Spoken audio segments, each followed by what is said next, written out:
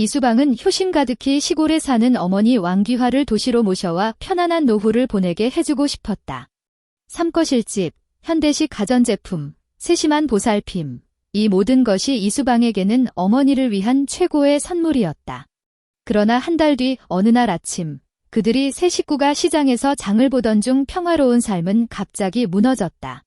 왕귀화는 손녀 샤오위에게 야채 고르는 법을 가르치며 즐겁게 이야기하고 있었다. 그런데 갑자기 노인의 얼굴이 새하얗게 질렸다. 손에 들고 있던 강낭콩이 땅에 떨어졌고 그녀는 마치 벼락을 맞은 듯 굳어버렸다. 집에 돌아오자 왕귀화는 아무 말 없이 짐을 꾸리기 시작했고 단호히 시골집으로 돌아가겠다고 했다. 엄마, 왜 그래요? 제가 뭐 잘못했어요. 이수방은 허둥지둥하며 애원했다. 말씀해 주세요. 고칠게요. 왕귀화는 고개도 들지 않고 짐을 꾸렸다. 내가 뭘 잘못했는지 알고 싶으면 내 딸한테 물어봐. 아까 시장에서 그 애가 뭐라고 했는지. 이 말에 이수방은 완전히 멍해졌다. 샤오위가 뭘 말했을까? 도대체 무슨 일이 있었던 거지? 왕귀화는 딸의 삼거실 집에 서서 반짝이는 모든 것들을 바라보며 마음이 복잡했다. 반질반질한 타일 바닥은 천장등 빛을 반사해 그녀가 시골에서 반평생 살아온 흙집보다 훨씬 밝았다. 엄마, 이 집 어때요? 이수방은 기대에 찬 얼굴로 물었다. 이 남향방이 엄마 방이에요? 왕귀화는 고개를 끄덕였지만 시선은 어딘가 허공에 있었다. 그녀는 무의식적으로 낡아 해진 베옷을 만지며 자신이 이 화려하게 인테리어된 집과 어울리지 않는다고 느꼈다. 사흘 전 이수방이 갑자기 시골에 내려왔다. 엄마, 저랑 같이 도시로 가요? 여기 혼자 계시니 걱정돼요. 그녀는 서둘러 말했다. 그때 왕귀화는 마당에서 오이 덩굴을 세우고 있었다. 딸의 말에 손에 든 대나무 막대기가 떨어질 뻔했다. 난 여기서 평생 살았어. 어디도 안 갈 거야. 왕귀화는 바로 거절했다. 게다가 너희 부부 잘 살고 있는데 내가 가서 무슨 짐이 되겠니? 그러나 이수방은 포기하지 않고 어머니 손을 잡으며 말했다. 엄마, 옆집 아줌마가 며칠 전 넘어져서 아직도 누워있잖아요. 엄마 혼자 계시니 저희 도시에서 매일 걱정될 일도 제대로 못하겠어요. 왕귀화의 마음이 조금 누그러졌다. 딸 말도 일리가 있다. 그녀는 이미 68살, 예전 같지 않았다. 며칠 전 물을 길어 올릴 때 힘들었고 허리도 자주 아팠다. 그런데 내가 도시에 가서 뭘 하겠니? 왕귀화는 망설이며 말했다. 나 같은 늙은이가 뭘 알겠니? 엄마는 아무것도 안 하셔도 돼요? 그냥 편안하게 지내시면 돼요. 이수방의 눈가가 약간 붉어졌다. 엄마, 제가 어렸을 때 많이 모셔드리지 못했는데 이제 여건이 되니 제가 잘 모실게요. 딸의 이 말에 왕귀화의 마음이 완전히 녹았다. 그녀는 이수방이 어렸을 때의 모습을 떠올렸다. 꼬마 머리에 기운 옷을 입고 학교에 가던 작은 모습이었다. 딸 공부시키려고 그녀는 얼마나 아껴 썼던가. 이제 딸이 출세해서 편하게 모시겠다는데 뭘 더 바라겠는가? 그럼 잠시 가볼게. 왕귀화는 마침내 고개를 끄덕였다. 그런데 안 맞으면 다시 돌아올 거야. 네네, 엄마 말씀대로 할게요. 이수방은 기쁨의 눈물을 흘렸다. 그렇게 오늘의 장면이 연출된 것이다. 왕귀화는 낡은 여행 가방을 들고 있었다.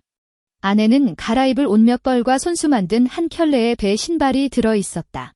그녀는 딸을 따라 한 번도 상상해보지 못했던 세상으로 왔다. 엄마, 좀 쉬세요. 제가 방 정리할게요. 이수방은 아이처럼 들뜬 모습으로 분주히 움직였다.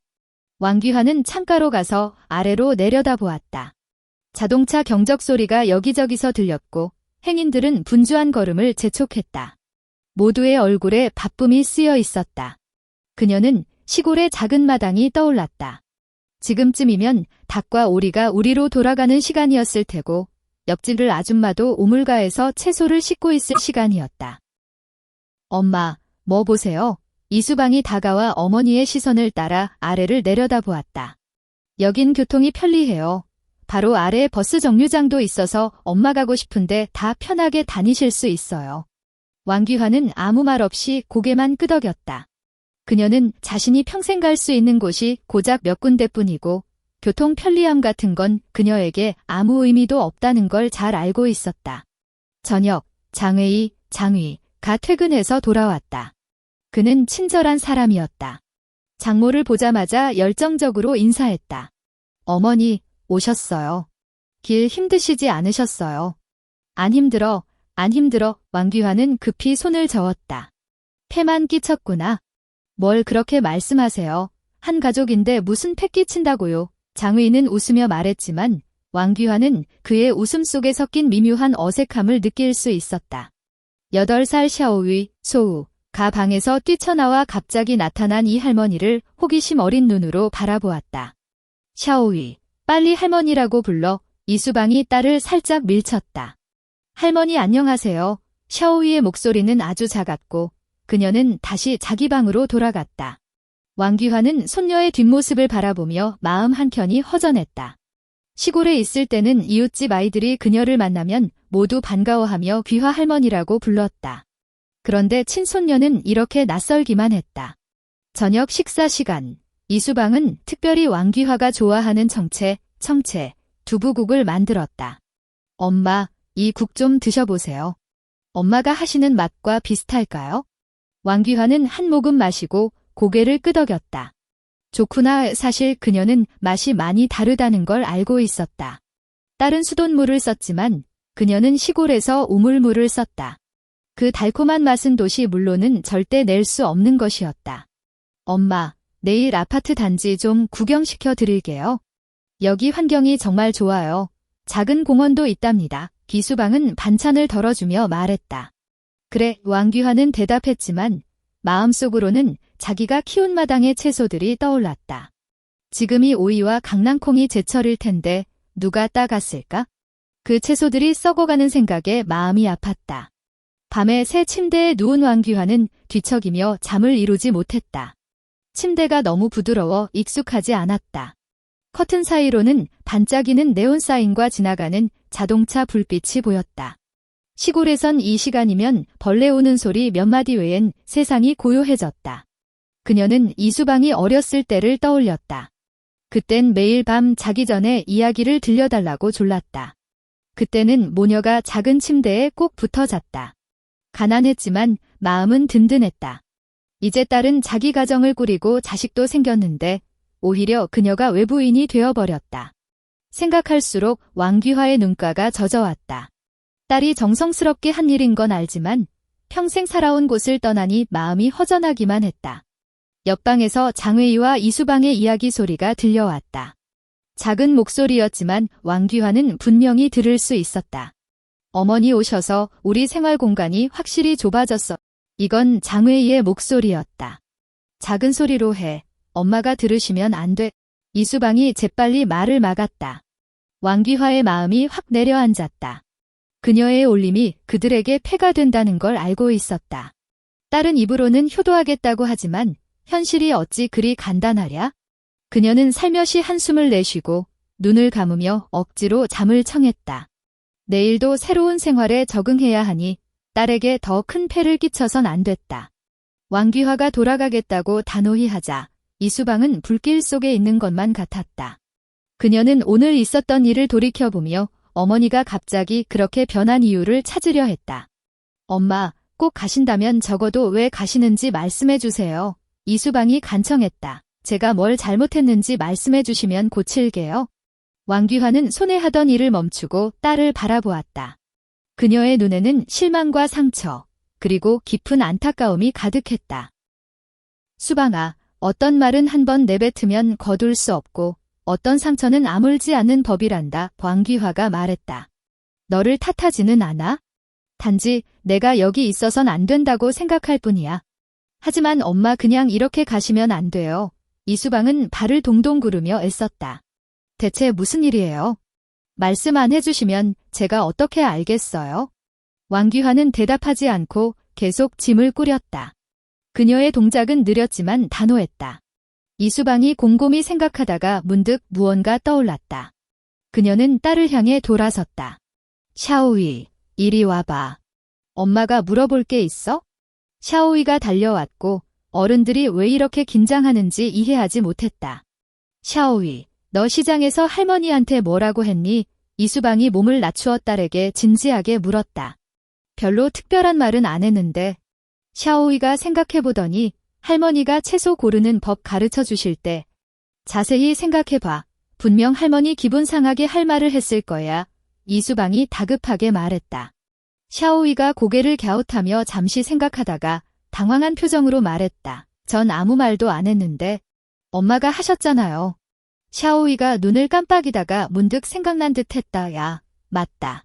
엄마가 그때 저한테 할머니처럼 하지 말라고 하셨잖아요. 할머니 채소 고르는 법이 촌스럽다고. 지금은 슈퍼에 있는 채소가 다 검사받은 거라 할머니처럼 고를 필요 없다고 하셨어요. 이수방은 머리가 쿵 하는 소리가 나는 듯 했다. 드디어 어머니가 왜 그렇게 단호한지 알게 된 것이다. 그녀는 시장에서 샤오이가 어머니의 낡은 방식에 오해받을까 봐 무심코 그런 말을 했었다. 어머니가 신경 쓰지 않으실 거라 생각했던 것이다. 평소 그토록 온화하시고 아무것도 신경 쓰지 않으시는 분이니까. 하지만 그녀는 그 말이 날카로운 칼처럼 어머니 마음 깊숙이 박힐 줄은 몰랐다. 왕귀화는 천천히 몸을 낮추어 바닥에 떨어진 옷을 주웠다. 그녀의 동작은 매우 느려 마지막 힘을 다 쓰는 듯 했다. 그런 다음 일어나 이수방을 바라보며 눈에 눈물이 가득 고여 있었다. 수방아, 내가 샤오이를 위한 말인 건 안다. 내 방식이 낡고 뒤떨어진 것 같아서 그런 거지? 하지만 그건 내 평생의 경험이다. 내가 고생하며 터득한 거야? 엄마, 그런 뜻이 아니었어요. 이수방이 급히 해명하려 했지만 왕귀화는 살며시 그녀의 손을 피했다. 해명하지 마라. 왕귀화가 고개를 저었다. 난 이 집에서 이 여자 같아. 난 아무것도 못하고 아무것도 제대로 못해. 채소 고르는 법조차 내가 촌스럽다고 하니? 내가 여기 남아서 무슨 의미가 있겠니? 옆에 있던 장외이도 초조해졌다. 그는 서둘러 말했다. 어머니, 수방은 일부러 그런 게 아니에요. 그냥 무심코 한 말이니 마음에 담아두지 마세요. 왕귀화는 쓴웃음을 지었다. 무심코 한 말. 가끔은 무심코 한 말이 진심인 법이란다. 난 여기서 한 달을 살면서 매일 조심조심 살았다. 실수할까봐, 패 끼칠까봐 무서웠어. 그런데 아무리 조심해도 싫다는 소리는 피할 수 없었어. 엄마, 왜 그렇게 생각하세요? 이수방은 눈물이 줄줄 흘렀다. 우린 엄마를 싫어한 적 없어요. 진심으로 엄마가 편히 지내셨으면 해서 그랬어요. 편히 지내라고. 왕귀화는 그 말을 되뇌이며 눈에 혼란이 가득했다. 하지만 그런 복은 내가 누릴 수 없어. 나는 여기서 새장에 갇힌 새 같아. 자유를 잃었고 존재 가치도 잃었어. 난 시골로 돌아가고 싶어. 내 집으로. 거긴 비록 허름하지만 적어도 내가 하고 싶은 일을 할 수 있고 내 존재 의미를 느낄 수 있으니까. 이수방은 어머니의 단호한 모습을 보며 더 이상 설득해도 소용없다는 걸 알았다. 그녀는 문득 어머니가 막 도시에 왔을 때의 모습이 떠올랐다. 그땐 비록 적응이 안 돼도 눈빛엔 기대와 희망이 가득했었다. 하지만 지금은 절망과 실망만이 가득했다. 엄마, 그럼 언제 가실 거예요? 이수방이 목매어 물었다. 지금 당장 간다. 이 왕귀화는 단호하게 말했다. 여기서 한순간도 더 있기 싫어. 한 분이라도 더 있으면 고통스러워. 하지만 엄마, 몸이 안 좋으신데 너무 늦었어요. 내일 제가 모셔다 드릴게요. 이수방이 붙잡으려 했다. 됐다. 왕귀화가 고개를 저었다. 혼자 갈 수 있어? 버스 타고 터미널 가서 시외버스 타고 시골로 갈 거야. 걱정하지 마. 그게 어디 돼요? 엄마 혼자 가시면 저희 불안해요. 장외이도 말했다. 뭐가 안 된다는 거니? 왕귀화가 웃으며 말했다. 난 시골에서 평생 살았어. 못 가본 길이 어디 있겠니? 못 겪어본 고생이 어디 있겠니? 걱정하지 마. 난 괜찮아. 이수방은 어머니 성격을 잘 안다. 한번 결심한 일은 쉽게 바꾸지 않으신다. 그녀는 어쩔 수 없이 한숨을 쉬며 방으로 들어가 돈을 꺼내 어머니 손에 쥐어주었다. 엄마, 이 돈 가져가세요. 가시는 길에 뭐 사드세요? 왕귀화는 딸의 손을 밀쳤다. 내 돈 필요 없어. 난 시골에서 자급자족할 수 있어. 돈 쓸 데가 없어. 너희가 쓰려무나. 엄마, 받아주세요. 저희 작은 정성이에요. 이수방이 고집했다. 왕귀화는 잠시 망설이다가 결국 돈을 받아들었다. 좋아. 그럼 받을게. 하지만 앞으로 이러지 마. 난 너희 돈이 필요 없어. 단지 너희가 나를 이해하고 나를 존중해주길 바랄 뿐이야. 엄마, 알겠어요. 이수방이 고개를 끄덕이며 눈물을 주체할 수 없었다. 왕귀화는 마지막 짐을 챙기기 시작했다. 그녀는 손수 만든 배 신발 한 켤레를 조심스럽게 가방에 넣고 한 달도 채 살지 않은 이 방을 돌아보았다. 그녀의 눈에는 미련이 가득했지만 더 큰 건 단호함이었다. 엄마, 제가 바래다 드릴게요. 이수방이 말했다. 됐어. 왕귀화가 고개를 저었다. 너희들 바쁘겠다. 난 혼자 갈 수 있어? 말을 마친 왕귀화는 여행 가방을 들고 천천히 방을 나왔다. 그녀의 뒷모습은 너무나 외롭고 쓸쓸해 보였다. 이수방과 장의인은 문 앞에 서서 어머니가 엘리베이터를 향해 한 걸음 한 걸음 걸어가는 모습을 바라보며 눈시울이 뜨거워졌다. 왕귀화가 엘리베이터에 들어서는 순간 샤오이가 갑자기 달려와 그녀의 다리를 꼭 껴안으며 울기 시작했다. 할머니, 가지 마세요. 제가 잘못했어요. 다시는 그런 말 안 할게요. 왕귀화는 몸을 낮추어 샤오이를 꼭 껴안으며 눈물이 주르르 흘러내렸다. 착한 손녀야, 할머니도 너희 곁에 있고 싶단다. 하지만 할머니는 여기서 행복하지 않아. 할머니가 시골로 가는 건 내가 화났어서가 아니야. 할머니가 돌아갈 곳으로 가고 싶어서란다. 할머니, 그럼 언제 다시 오세요? 샤오이가 흐느끼며 물었다. 왕귀화가 눈물을 닦으며 웃음을 지었다. 할머니가 너희 보고 싶을 때면 찾아올게. 엘리베이터 문이 서서히 닫히며 왕귀화의 모습은 이수방과 장외이의 시야에서 점점 사라졌다. 이수방은 더 이상 감정을 주체할 수 없었고 장외이 품에 안겨 목 놓아 울었다. 다 내 탓이야. 내가 엄마 마음을 아프게 했어. 장외이는 이수방의 등을 살며시 토닥이며 위로했다. 자책하지 마. 이젠 뭐라 해도 소용없어. 어떻게 보상할지 생각해보자. 어떻게 보상해? 엄마는 이미 떠나셨어. 다시는 안 오실 거야. 올 거야. 장외인은 단호하게 말했다. 엄마는 그냥 화가 난 거야. 기분 풀리시면 다시 모셔올게. 하지만 이번엔 진짜로 이 집이 엄마 집이라는 걸, 존중받고 필요로 한다는 걸 느끼게 해줘야 해. 이수방이 고개를 끄덕였다. 맞아.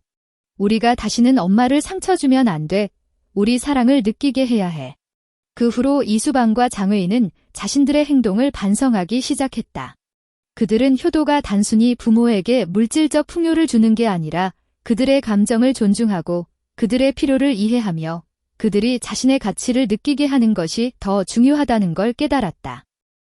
그들은 자주 왕귀화에게 전화를 걸어 안부를 물었다. 주말이면 샤오이를 데리고 시골에 가 왕귀화를 만났다.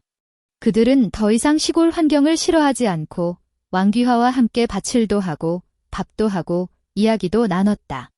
그들은 왕귀화가 샤오이에게 여러 가지 생활 기술을 가르치게 했고 왕귀화가 자신이 필요로 받고 있다는 걸 느끼게 했다. 서서히 왕귀화의 얼굴에 다시 미소가 번졌다. 그녀는 더 이상 이녀자가 아니라 가족의 따뜻함과 사랑을 느꼈다.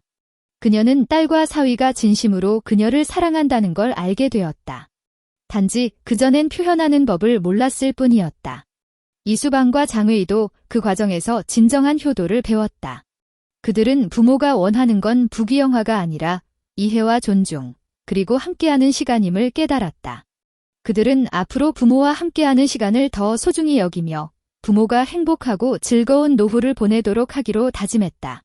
날이 가고 달이 지나며 왕귀화의 시골 생활은 점점 더 충만해졌다. 그녀의 작은 마당엔 다시 온갖 채소가 가득했다. 수학철이면 그녀는 도시에 사는 딸과 사위에게 조금씩 보내곤 했다. 이수방과 장의도 샤오이를 데리고 자주 시골에 가 며칠씩 머물며 그 평화로움과 정겨움을 누렸다. 어느 날 이수방이 왕귀화에게 말했다.